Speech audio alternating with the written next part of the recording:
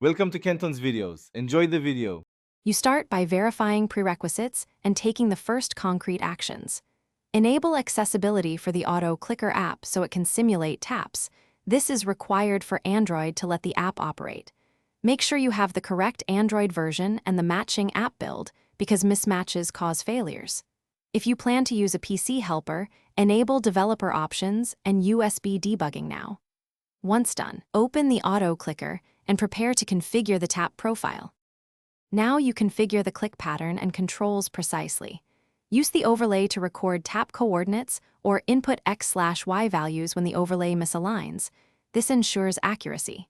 Choose interval and duration carefully. Start with short intervals and low repeat counts to verify behavior. For complex tasks, add multiple points or a scripted sequence so actions run in order. Make sure the overlay stays above the target app. If it doesn't, adjust drawover settings or run the clicker in foreground. Finish by testing and validating the setup until stable. Run a short test session and watch that taps register where you expect, then extend runtime gradually.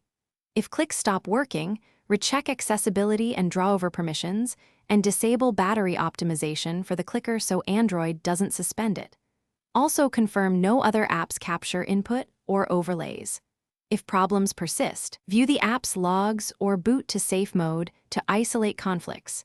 This helps you identify whether. Thanks for watching. Consider subscribing if we helped you.